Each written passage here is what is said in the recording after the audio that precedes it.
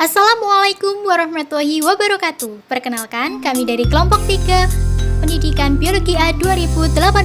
Pada kesempatan kali ini, kami akan memaparkan terkait budidaya biota air pembenihan udang jenis Vanamae, Lithopenaeus Vanamae, skala rumah tangga. Adapun anggota dari kelompok kami yaitu saya Nurhania Muslimah, Dwi Susilowati, Lutfiana Rahmanintias, dan Widya Safitri S. Udang merupakan salah satu komoditas unggulan Indonesia yang diharapkan dapat meningkatkan devisa negara, permintaan pasar dalam maupun luar negeri untuk udang yang terus meningkat. Sumber daya perikanan Indonesia yang mendukung memberikan peluang besar untuk pengusaha udang. Peningkatan produksi udang akan mengakibatkan permintaan benih udang yang bermutu juga bertambah. Tahun 1996, produksi udang yang sebelumnya terus meningkat cenderung menurun. Penurunan produksi disebabkan karena timbulnya berbagai macam penyakit. Upaya dilakukan untuk meningkatkan produksi dengan usaha benih udang yang tahan terhadap penyakit, cepat tumbuh dan mampu diterima pasar. Udang Vanamae merupakan solusi alternatif dalam memperkaya dan menambah produksi udang budi. Kelebihan jenis udang ini adalah lebih resisten terhadap penyakit dan kualitas lingkungan yang rendah. Udang Vanamae yang sering disebut dengan udang putih ppb pada salinitas 5 ppt hingga 35 ppt pada kisaran suhu 24-32 derajat Celcius. Kadar oksigen 4 ppm, pH air 7-8,5. Udang Vanamae juga toleran terhadap kepadatan yang tinggi yaitu lebih dari 70 ekor per meter persegi. Dan udang Vanamae mampu tumbuh baik dengan pakan berprotein rendah. Lithopenaeus Vanamae memiliki karakteristik budidaya yang unggul. Berat udang ini dapat bertambah lebih dari 3 gram tiap minggu dalam kultur dengan densitas tinggi. Berat udang dewasa dapat mencapai lebih dari 20 gram. Udang betina tumbuh lebih cepat daripada udang jantan. Ketersediaan benih yang bermutu merupakan satu di antara faktor penentu keberhasilan budidaya udang di tambak. Benur dari alam hanya dapat memenuhi 20% dari total kebutuhan tambak udang, sedangkan 80% kekurangannya dari produksi benur Hackcrane. Kendala dalam kegiatan pembenihan adalah kurang stok induk udang yang berkualitas, makanan yang kurang cocok, teknik pemeliharaan larva, dan pengelolaan yang belum memadai. Hal ini menyebabkan produksi benih yang berkualitas masih rendah. Salah satu upaya untuk mendapatkan benur berkualitas baik yaitu selalu mengupayakan agar media pembenihan selalu optimal untuk pemeliharaan larva. Misalnya dengan melakukan pengelolaan air media larva, pengelolaan pakan, dan pengendalian penyakit sebaik mungkin. Selanjutnya, rumusan masalah. 1. Bagaimana cara menentukan jumlah pakan udang Vanamae? 2. Bagaimana pembenihan udang Vanamae skala rumah tangga? 3. Apa kegunaan pemberian probiotik dalam budidaya udang Vanamae? Selanjutnya, tujuan 1 untuk mengetahui cara menentukan jumlah pakan udang Vanamae Lithopenaeus Vanamae. 2. Untuk mengetahui pembenihan udang Vanamae Lithopenaeus Vanamae skala rumah tangga sehingga menghasilkan udang Vanamae yang berkualitas. 3. Untuk mengetahui kegunaan pemberian probiotik dalam budidaya udang Vanamae sehingga diperoleh manfaat. 1. Dapat mengetahui cara menentukan jumlah pakan udang Vanamae. 2. Dapat mengetahui pembenihan udang Vanamae skala rumah tangga sehingga menghasilkan udang Vanamae yang berkualitas. 3. Dapat mengetahui kegunaan pemberian probiotik dalam budidaya udang Vanamae. Selanjutnya, kajian pustaka. Pada kajian pustaka meliputi klasifikasi udang Vanamae, morfologi udang Vanamae, sistem reproduksi udang Vanamae, Hackcrane skala rumah tangga, pembenihan udang Vanamae, dan penyakit pada udang Vanamae.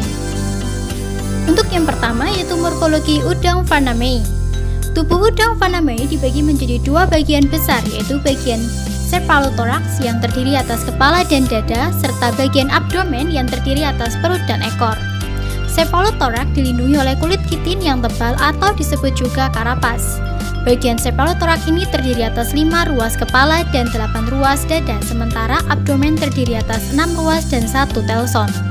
Bagian depan kepala yang menjorok merupakan kelopak kepala yang memanjang dengan bagian pinggir bergerak yang disebut juga dengan cucuk atau rostrum. Rostrum dari Vanamae terletak pada bagian dorsal, terdapat 2-4 atau 5-8 gigi pada ventral yang cukup panjang. Gigi-gigi tersebut akan menjadi lebih pendek ketika udang menjadi dewasa. Biasanya gigi-gigi tersebut mencapai sampai bagian tengah dari segmen antennua. Selanjutnya, sistem reproduksi udang Vanamae. Organ reproduksi udang Phanameia betina terdiri dari sepasang ovarium, oviduk, lubang genital, dan velum. Adapun organ reproduksi utama dari udang jantan adalah testes, vas deferens, petasma, dan appendix masculina. Hardware skala rumah tangga hanya melakukan salah satu kegiatan dari pembenihan, misalnya produksi benih, nukleus, atau pakan alami saja.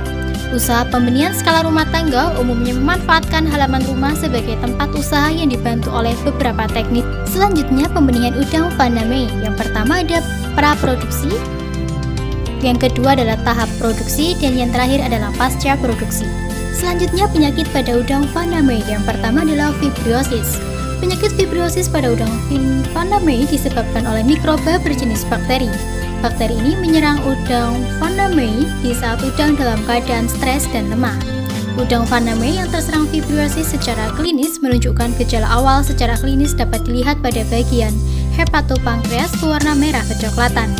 Tubuh terdapat bercak merah, bagian ekor keripis dan berwarna merah kecoklatan. Selanjutnya terdapat bercak merah-merah pada preopod dan abdominal serta pada malam hari terlihat minyak. Selanjutnya, penyakit yang kedua adalah penyakit Taura sindrom virus. Penyakit ini dikenal dengan sebutan penyakit ekor merah. Penyakit ekor merah disebabkan oleh virus berjenis Taura sindrom virus. Virus berjenis Taura sindrom virus biasanya menyerang udang Phanameia 14 sampai dengan 40 hari setelah ditebar di tambak. Dikatakan penyakit ekor merah karena pada kondisi akut maupun praakut udang Phanameia akan terlihat kemerah-merahan ekornya. Selanjutnya, white spot syndrome. Udang Phanameia yang terserang atau terjangkit penyakit white spot syndrome adalah bercirikan pada bagian karapaks terlihat bintik putih, ditunjukkan dengan terlepasnya kutikula di tubuh udang. Indikasi lainnya adalah udang berenang di permukaan dan mengumpul di sekitar pematang kolam dengan luka pada antena. Berikutnya, metode yang digunakan adalah metode wawancara dengan narasumber yaitu Dita Nurfadila, mahasiswa Perikanan Sidoarjo, saat ini sedang magang di bidang pembenihan dan budidaya udang Phanameia, Desa Blimbing, Kecamatan Sukoluro, Kabupaten Paciran. Adapun hasil yang diperoleh yaitu pembenihan adalah suatu kegiatan menghasilkan larva sebagai komponen bagi kegiatan pembesaran. Teknis pembenihan terdiri dari 3 aspek utama, yaitu praproduksi, produksi, dan pasca produksi. Wilayah Pantura, masyarakat gemar mengonsumsi jenis udang Phanameia sehingga memiliki nilai jual yang tinggi. Berdasarkan permasalahan tersebut, maka dilakukan budidaya udang Phanameia. Gambar 1 merupakan gambar dari bak pembenihan. Gambar 2 merupakan gambar benih udang Phanameia. Pembenihan merupakan suatu kegiatan menghasilkan larva sebagai komponen bagi kegiatan pembesaran. Teknis pembenihan terdiri dari 3 aspek utama yaitu praproduksi, produksi, dan pasca produksi. Pada tahap praproduksi meliputi persiapan wadah.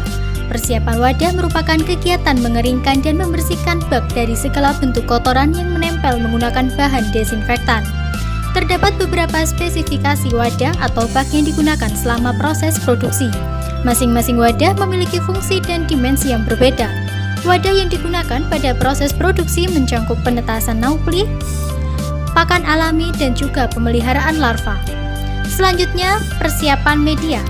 Persiapan media pemeliharaan mulai dari penyediaan stok air laut yang akan digunakan dalam masa pemeliharaan. Karakteristik air laut yang dibutuhkan adalah air bersalinitas 29 sampai dengan 31 gram per liter, pH 7 sampai dengan 8, suhu 29 sampai dengan 31 derajat Celcius, DO 3 sampai dengan 6 mg per liter, dan bebas bahan pencemar. Untuk mendapatkan air laut yang baik, maka dibutuhkan alur proses sterilisasi air laut yang terdiri dari filter, pompa, dan instalasi distribusi air laut.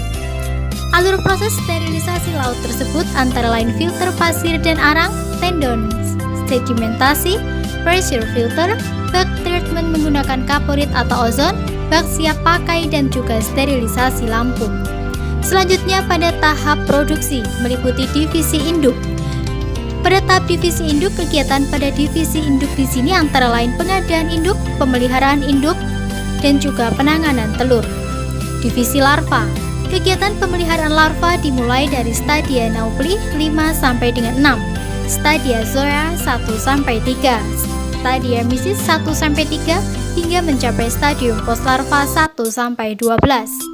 Pemeliharaan larva pada umumnya dilakukan pada divisi larva terdapat beberapa hal yang perlu untuk diperhatikan, antara lain pengelolaan pakan. Pakan yang digunakan umumnya mengandung nutrisi lengkap, tidak pusat dan tidak berjamur. Cara menentukan jumlah pakan disesuaikan dengan ukurannya, misalkan pada fase zoea diberikan jumlah pakan lebih sedikit daripada fase mesis. Atau dapat juga diambil sampel sedikit dari air tersebut, kemudian dilihat apakah pakan tersebut masih ada atau tidak. Jika pakan masih ada, Anda bisa dilakukan pengurangan dosis pakan terhadap udang faname. Dalam budidaya udang faname tidak dilakukan penyiponan, sehingga probiotik yang digunakan untuk menurunkan kadar amonia. Jenis pakan udang pada pembenihan yaitu pakan alami meliputi Sclerotonema dan Artemia, serta pakan buatan yaitu Flex, Ultra Diet, dan Spirulina. Pakan alami merupakan pakan yang pertama kali pada awal pemeliharaan yaitu pada stadia. Selanjutnya, pengelolaan kualitas air. Pengelolaan kualitas air dijaga mulai awal dengan beberapa cara, antara lain monitoring, pengecekan kualitas air, pergantian air, dan penyiponan. Selanjutnya, hama dan penyakit. Pengendalian hama dan penyakit pada larva dapat dilakukan dengan pencegahan dan pengobatan. Tahap yang terakhir yaitu pasca produksi meliputi panen dan juga pasca panen. Berikut ini merupakan kriteria larva siap panen yang dapat diamati pada tabel 1 berikut ini. Berdasarkan hasil wawancara diketahui udang faname lebih tahan terhadap penyakit dengan waktu pemeliharaan relatif singkat, yakni 20 hari. Terdapat beberapa penyakit yang dapat menyerang udang faname, antara lain 1. White spot syndrome virus. Udang faname yang terserang atau terjangkit penyakit white spot syndrome adalah bercirikan pada bagian karapaks terlihat bintik putih ditunjukkan dengan terlepasnya kutikula di tubuh udang. Indikasi lainnya adalah udang berenang di permukaan dan mengumpul di sekitar pematang kolam dengan luka pada antena. Selanjutnya, pada penyakit infectious mycorrhizavirus virus atau UMMV, yaitu ciri-ciri udang jika terkena penyakit NIO adalah udang pucat, kemudian memerah di bagian ruas bawah sampai ekor. Selanjutnya, penyakit yang ketiga adalah infectious hepatopancreatic and hematopoietic necrosis virus.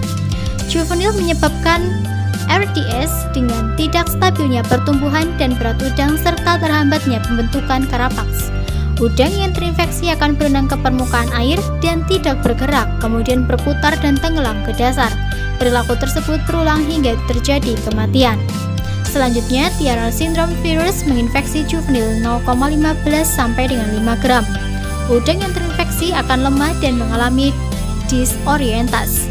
Biasanya terdapat bercak hitam pada bagian tubuh yang mengalami perubahan warna dan udang akan mengalami kematian.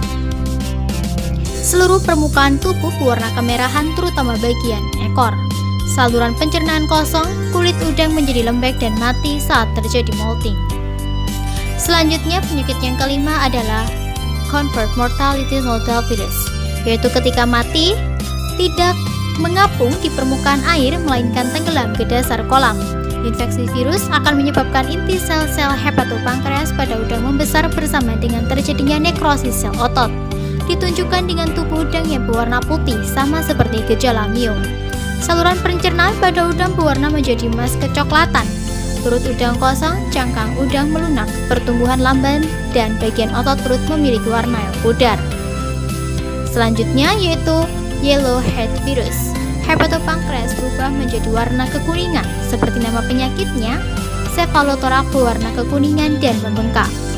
Terdapat cara untuk meminimalisir terpaparnya penyakit pada udang faname dan menghasilkan udang faname yang berkualitas, yaitu memperhatikan kondisi lingkungan, meliputi menjaga kualitas air yang baik dan ketersediaan pakan yang cukup, dan meningkatkan daya tahan tubuh udang faname. Penggunaan teknologi modern untuk pembenihan sehingga berkualitas.